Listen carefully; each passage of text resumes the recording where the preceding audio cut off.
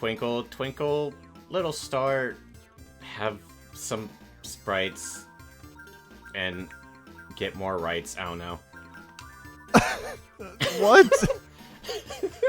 Does this game have something to do with governmental procedures? Are we going to gain or lose rights? Yes. Okay. We're going to earn our right to not have seizures.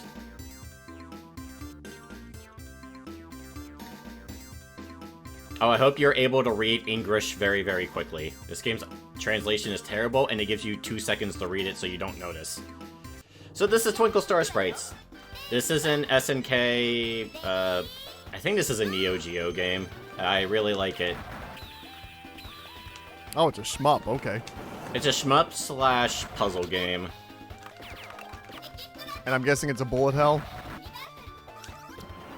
Pretty much, yeah.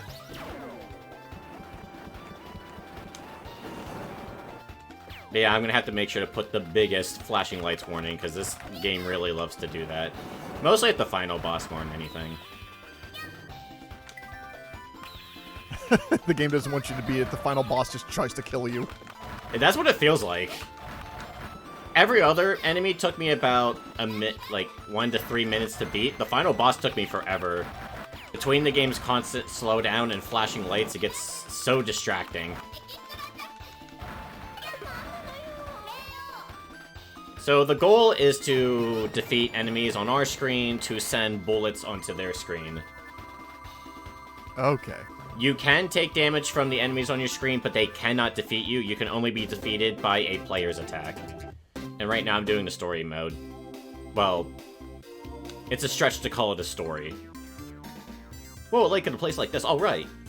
Nah, I didn't read it earlier. I hate swimming-ums. Oh, it's a woman. I, too, am surprised by women being near me.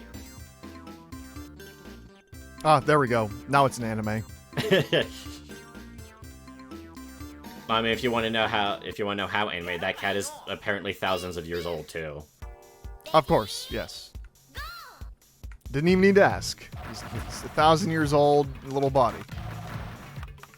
Yeah, I beat his arcade mode, and his wish is to be 3,000 years younger, and the joke is that he doesn't look any different because he's that old. Of course.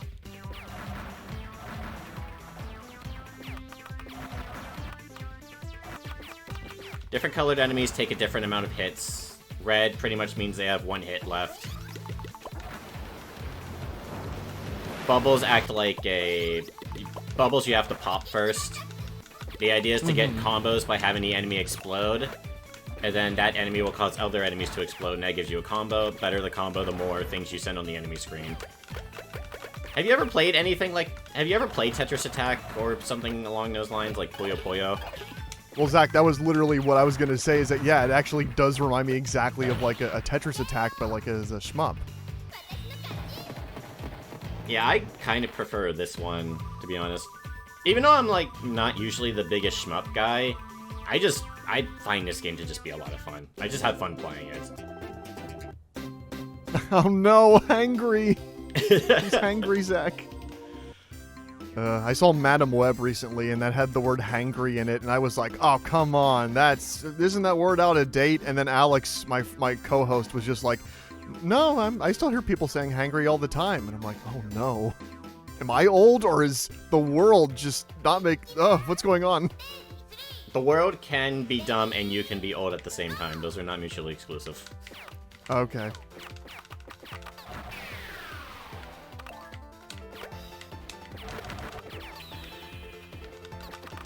Yeah, normally I just bash my head against the AI every time I play this game, but you know what? I'm gonna actually try to get... Never mind. That's what I get for trying to play the game properly. I'm like, I'm gonna set up combos. Oh, I'm dead. Yeah, you just recording cursed yourself, Zach. Yeah. I didn't die a single time until, like, the final 2 bosses, and now, yeah. This will probably be our shortest keeping BZ, because this is just an arcade game, so it shouldn't, asterisk, take me very long. Okay, that would make sense. Yeah, I just felt like showing this one off for the channel, because I like it a lot. I like the music. It's very thumping. It also has that kind of like peppy anime vibe that fits it perfectly. Oh! Man. I can't see what's happening on the AI side, but I feel like the AI has moments where it plays either like a god, or you just defeat them in 5 seconds because their AI just stopped working for whatever reason.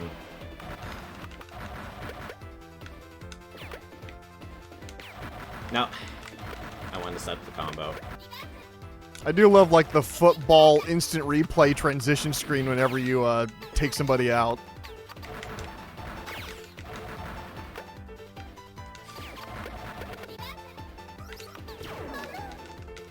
Oh, something I find fun is that whenever they do shoot shots at you, you can reflect them back by shooting them enough. Okay. So, like, you see all those purple shots, I can reflect some of them back. There we go. How in the world do you get extra attacks? Cool. I have no idea. I assume it's just get a high enough combo. Like, I played as the cat character when I was just testing the game and seeing how well it runs. And it, boy, when we get to the final boss, it's gonna slow down a lot. This game loves slowdown.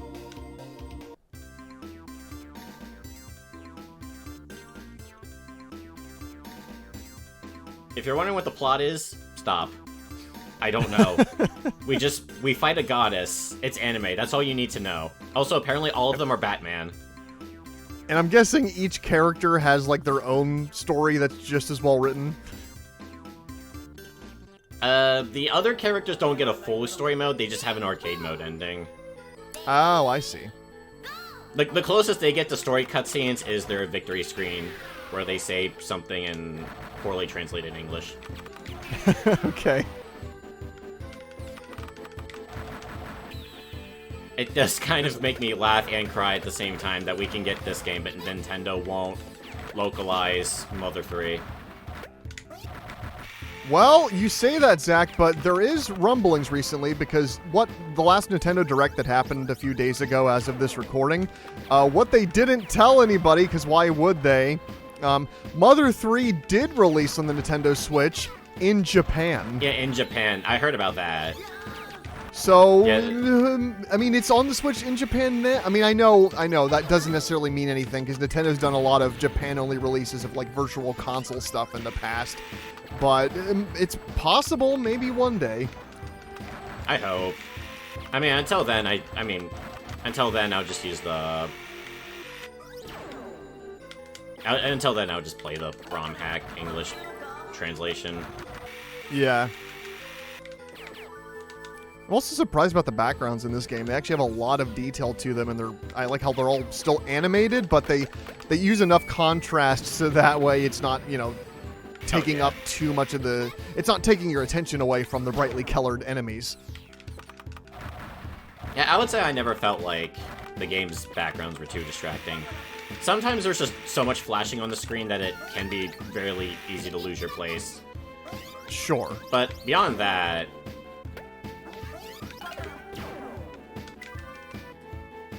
There we go. Yeah, there are moments where you can be stunned by being hit by the enemies on your screen, and then that will usually make the game flash KO chance, which means, hey, try to shoot them, because they can't dodge. Okay. Hope it's now time to face our evil versions. This is Dark Ran.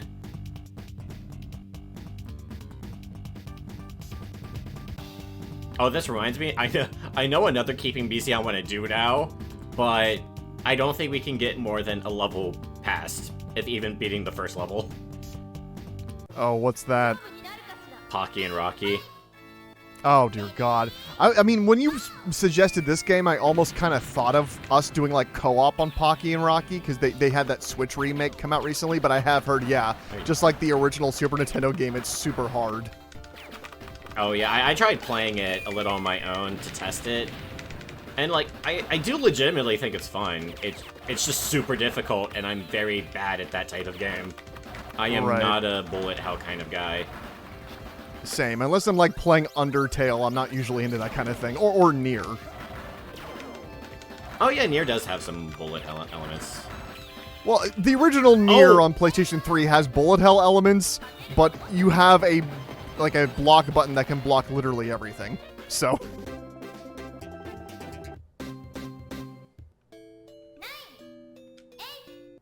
Don't worry, we have unlimited continues. There is no game over. I'm surprised to hear that, considering this is an arcade port. I mean, this was for the Neo Geo, which was a console, I believe. I might be wrong about that. Future me will do some editing.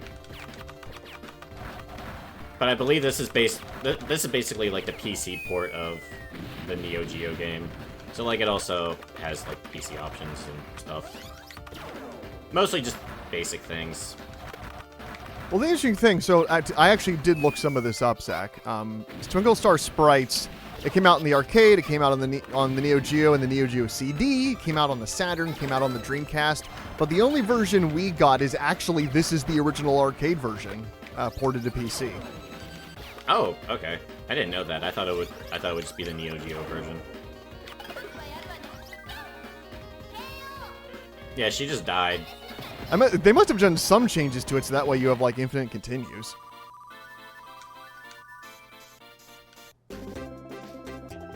They probably just said it so you have infinite credits or something. Right. Oh, I'm at the second to final boss right now. Oh, wow, already. Oh no, our broom is broken. We can't fly.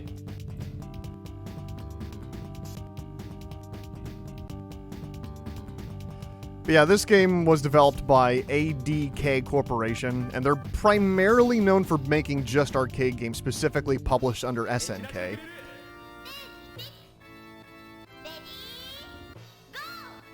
Some fighting games, some shmups. In terms of stuff that actually released in the US, we got like Ninja Commando, which is just like a run and gun game.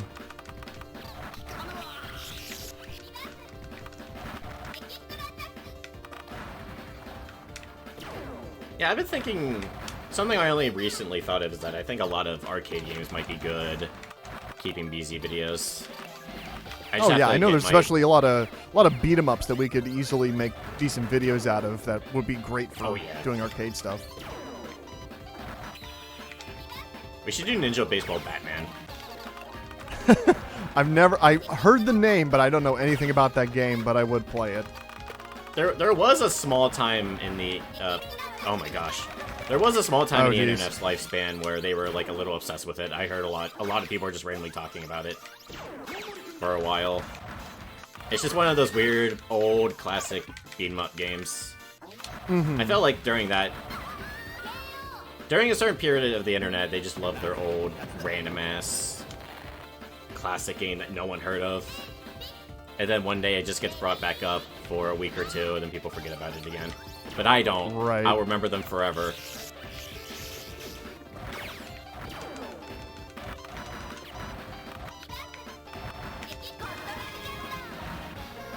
Wait, I have a boss attack? How the fuck did I do that? You know, we don't question these things, we just accept them.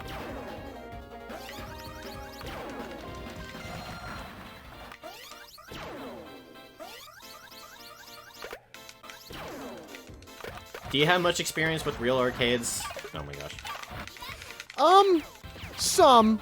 Obviously, as you might expect, mostly from being a kid. I think the most recent arcade experience I've had is that when I was in college, my college buddies and I once did go to a Dave & Buster's, and we screwed around on, like, you know, the shoot-'em-up Jurassic Park on-rails kind of shooter stuff, and played, like, there was a Luigi's Mansion arcade game as well.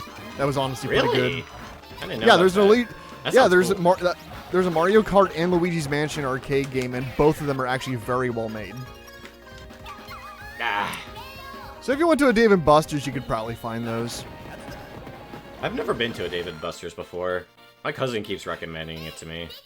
Yeah, it's basically like a restaurant/arcade that's aimed specifically at adults. So, yeah, like, at the arcade, there is like a bar selling alcohol. So if you want to get a little loaded and play arcade games, you can. Obviously, you and I don't really do that, but just on its own, we had a lot of fun just screwing around with the arcade stuff. Because when you buy like your meal at the restaurant, it comes with like some of the tokens for the arcade center. Yeah, that's worth it. I mean, in terms of other stuff, I mean, when I was 10 years old, I had a birthday at a Chuck E. Cheese. And yeah, Chuck E. Cheese is the closest to an arcade experience I've ever had. I mean, that day was filled, like the entire store was like so filled with kids, the entire restaurant, I mean, that they were nearly pouring out of the door. And my memories are pretty vivid, and I just remember wading through this massive crowd of kids where you couldn't even walk, you just had to push through, and they were all like fighting over who got to play, like 4-player on like X-Men and stuff like that. X-Men I did get to play a little bit of. And this was around the time that the Sam Raimi Spider-Man movie came out, so my birthday cake actually had like the Green Goblin on it. Oh, okay. Yeah, I played a little bit of the X-Men one at a Chuck E. Cheese. I went to a water park / hotel, and they had Teenage Mutant Ninja Turtles, Turtles in Time or Hyperstone Heist? It's one of those. I think Turtles in Time. But they had the reshelled version. Oh, no. Okay. Yeah, it didn't feel that great. Yeah, that would be Turtles in Time. Like, the arcade game and all the other versions are... Because that was the main version. Hyperstone Heist was just like a port where they just rearranged the levels. Okay.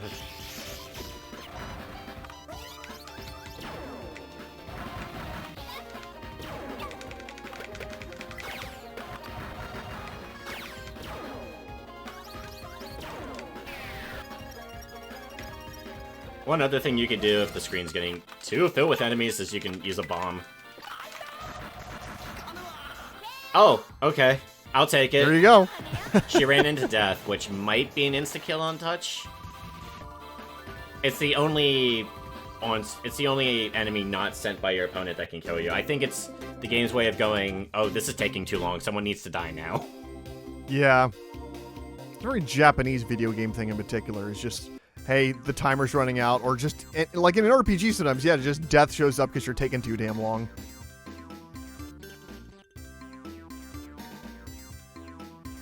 Now, in the video game Shadow Hearts on the PlayStation 2, that's like a gimmick that'll happen, where if your sanity meter goes below, death will start showing up in your turn-based battles. You can actually fight death, and he's like the hardest boss in the entire game, but if you beat him, you actually get a different ending because you've beaten death itself. Oh, that's pretty cool.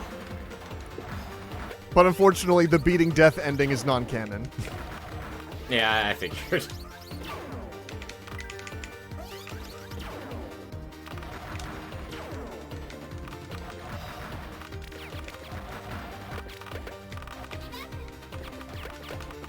Yeah, oh this game has a great look to it, and I'm really enjoying the soundtrack.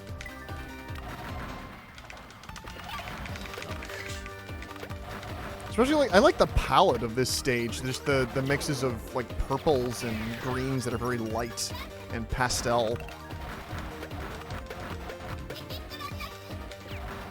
Yeah, you probably can't tell due to all the stress on screen, but this is one of my comfort games. I'm actually surprised to hear that with how insane this all is.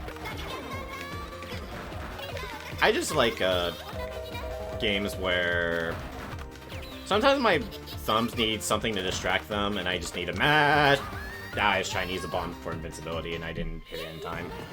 Yeah, this boss is just so annoying because she causes the screen to slow down constantly, and it's so hard to reposition yourself out of enemies or shoot the enemies on the way over. Right, of course. I mean, comfort games for me, like, I guess my stuff is a lot more mainstream. Like, I definitely will play a round of Vampire Survivors on occasion. Or, yeah, obviously, being me, I play a lot of Sonic fan games just because I'm so familiar with just the feel of the controls and the design of those games that they're very it eases my mind when I play them.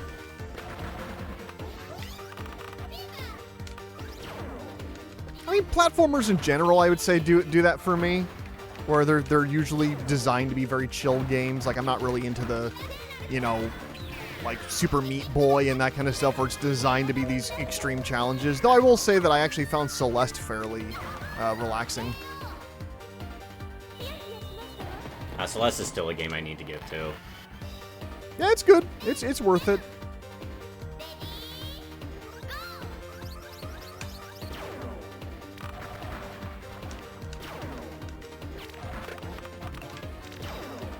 Yeah, my comfort games are weird. It's mostly just fighting games. Just because sometimes I just need to focus my brain on something. But nothing that's too... how do I put it? Nothing that's too taxing. But like something that's easy to jump into, mash buttons for as long as I feel like it, and leave. Right. I think my craziest comfort game is, for a while, my comfort game was Elden Ring and Dark Souls. See, and I think that's not actually that rare of a view. I think a lot of people like chilling out to those games after they get off of something, which like either work or whatever. And I can't see that, because I come from a place of, yeah, those games are incredibly hard and frustrating. And I did like, I like Dark Souls 1, and I did beat them. But I'm not of the type where I'm just like, oh yeah, I feel so good after that. But I also get it, because especially after beating some of those bosses, you feel really good. For me, it's not even beating the boss. Yes, beating the bosses does feel good, but for me, it's, like I said, it's, like, yes, it's very easy to die, and they're very hard games, but for me, they're just so easy to just pop in and play for a little bit. It's one of those games where I feel like I don't have to be committed. Like, right. You do die a lot in those games, but I wouldn't say death has no consequence, because of course you lose souls, or what are they called in Elden Ring? Runes, I believe. You lose things for dying, of course. Right. You lose things for dying, but it's not a huge punishment. For me, it's just comfortable to go try fighting a boss, or just explore areas, especially in Elden Ring. That world is so much fun to explore. Even if the game will just sometimes be like, oh hey, here's an enemy out of nowhere, and just murder you. Yep. Yeah, it sets you up to trick you, but then you kind of get familiar with its tricks. But then it gets familiar with you knowing its tricks, and then, yeah, it's that whole balance of expectations that I think people really enjoy them for. Yeah, From Software is one of the only developers where they could put an enemy behind a corner and I won't call bullshit.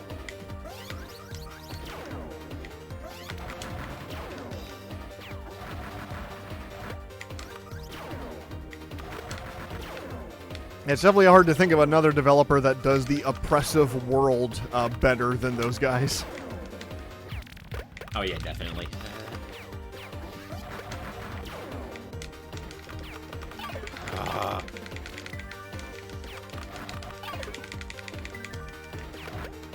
I'm just looking through more of the other games developed by the developer of this game, and they have a game made in '83 called Exciting Soccer. Which, come on, guys, like, trying to manipulate our expectations there.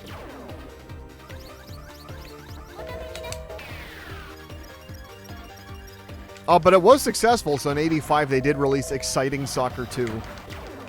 Oh, that's good. Maybe I should do Captain Tsubasa. Like, learn how to play Captain Tsubasa and do that. Man. Although that's an anime what would I be... don't know anything about. Sure. Like, what would you say, like, in terms of soccer game animes, like, what would you think would be more of a learning curve? Captain Tsubasa or, like, Azuma 11? Gameplay-wise. I haven't played any of Captain Tsubasa, so I couldn't tell you. I don't think Inazuma 11's too difficult. I just don't think it's the greatest game. Sure. It's one of those... Like, for me, it's one of those rare examples where... How did the boss not die from that? It's one of those rare examples where the anime is so much better than the game, in my opinion. Right. Which doesn't happen too often.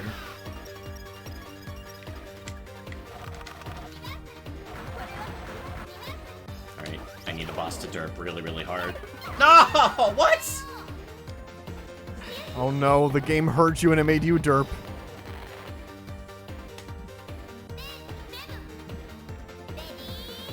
Yeah, wow, ADK did everything across the board. We've got some beat-em-ups in here.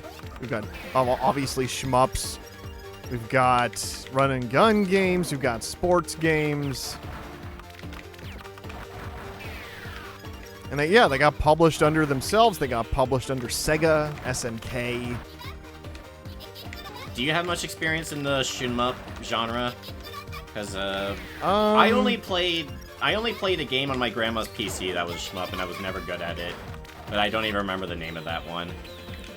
Yeah, I played some game from, like, way back then that I had, and it was literally in the same CD case that Goosebumps Attack of the Mutant that we did our last video on. That's what that was from. Oh, okay. It was some other shoot-'em-up that was also in that case. They also had, like, a first-person shooter where you play as a mech, and it has a very anime look to it. I forget what that was.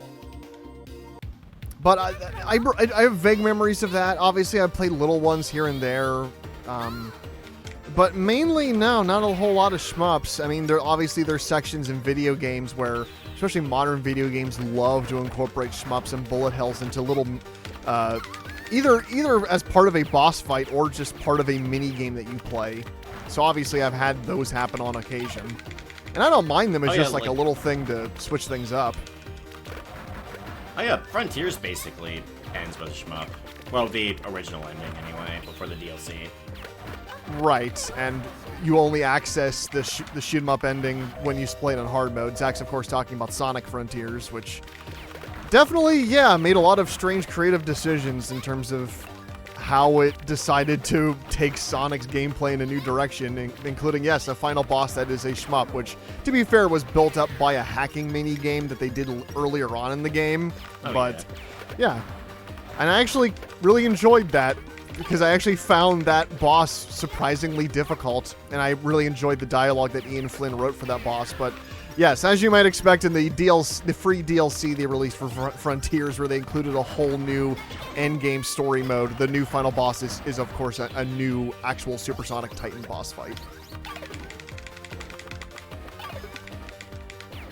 Which unfortunately was a case where I fought it and I had no idea how to beat it, and I did kind of have to look it up because it was one of those cases where it was kind of cryptic. Oh yeah, Kingdom Hearts 2 specifically has the gummy ship sections that are bullet hells. Yeah, bullet hells seem to be nowadays more popular as a minigame than an actual game. Right, and I'm not really sure where that came from. I think because a lot of people prefer bigger games, which is well, I don't know if it's specifically why there's a lot of open world games being made right now, but I think a lot of people want more bang for their buck, and a shoot 'em up, if it's especially long, probably feel repetitive. Right. So it's probably better to add those as a short burst, like a short mini game, than a full out game itself. And as mini games, I imagine they're fairly easy to design. Oh yeah. Aw, what? I had 3 hearts! Oh, I didn't release a charge attack in time. Yeah, those little stars from the Super Mario Brothers movie don't give you a chance. They just kill you.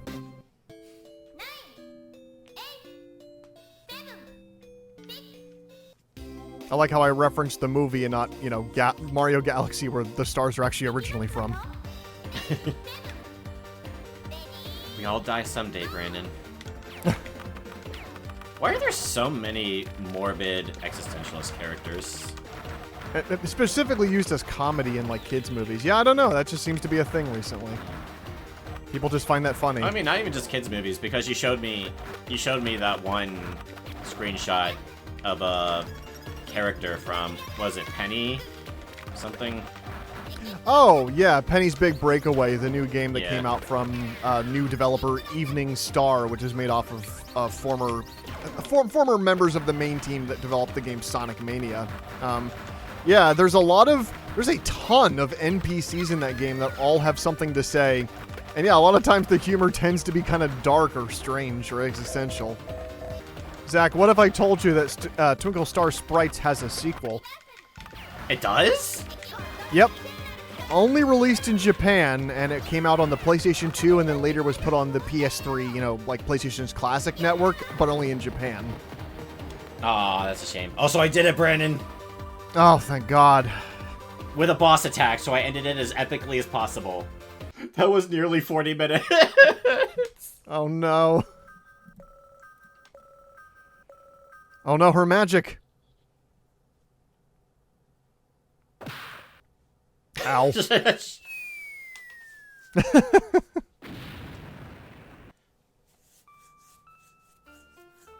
We knew she whirled.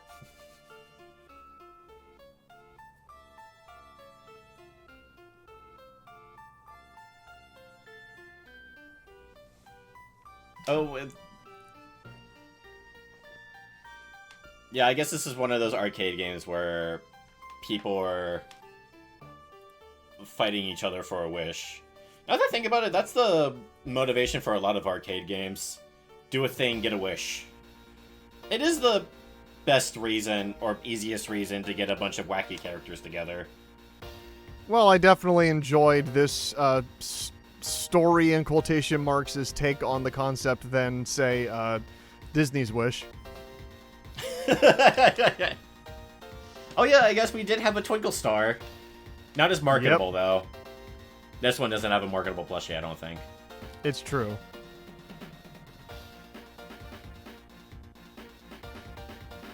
Yeah, it's a very sweet game. Has a fair amount of just really nice graphical design that really makes it stand out above a lot of the other shmups at the time. But also, yeah, just the concept of the gameplay seems very satisfying. That the better you do, the more things you can make explode. Yeah, I would honestly like to see a modern remake or a sequel, like actually in America this time. Or even just one of those indie versions, because I think this would be cool. Oh! Windjammers 2. Oh, I don't own that one.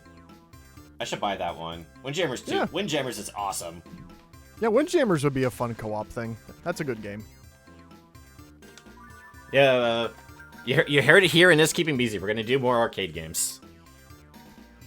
Yeah, something fun and quick just to blast through.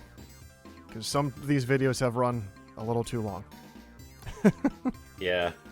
Yeah, I swear this one was only supposed to be half an hour. But I suck. But thankfully, I did do it in the end.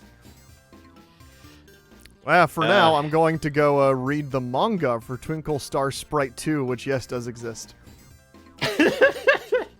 That... I'm kind of curious about that. Does that mean there's a manga for the first one? Maybe. I would doubt it, though. I mean, I imagine this was during the PS2 era where there was a lot of more, like, tie-ins with things. But, it's possible. For now, though, wow. Finally made it. That was one hell of a couple rounds of those final bosses. Yeah, for those wondering where I got this from, GOG has a bunch of classic Neo Geo games. This might also be available on Steam, but I got it on GOG. It's usually better to get stuff on GOG. It's also on Steam, but yeah, I'd recommend it on GOG so that way, you know, you don't have to log into a sign-in just to play it.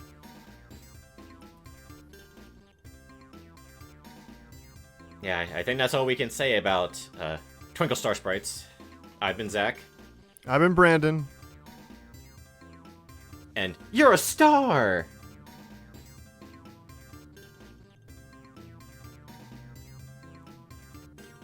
Okay, the awkward silence can end now.